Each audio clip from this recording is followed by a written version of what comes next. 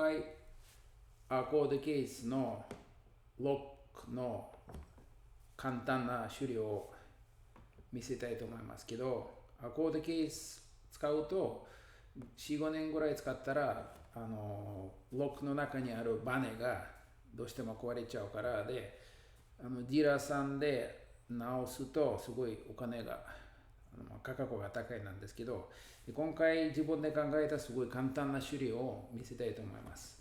Today I want to share with you my way to fix this latch, which is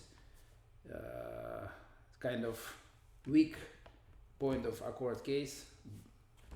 Very good case, very sturdy, lightweight, but this latch is going to break after a few years of use, and you have to bring it to dealer, and repair is very expensive. So this is very easy and very fast way to fix it. So what you need, これを100円ショップで買ったものなんですけど、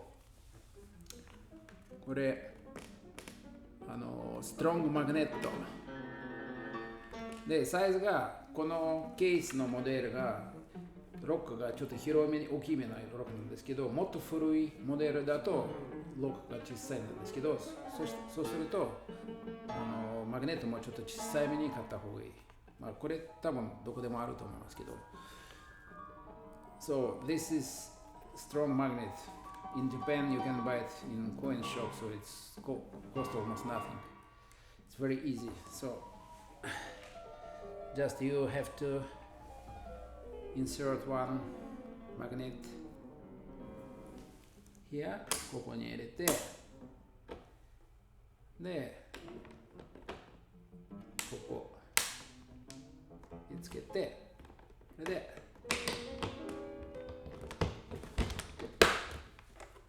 and it holds very good. これちゃんとつけてるんですけど、こういう感じ。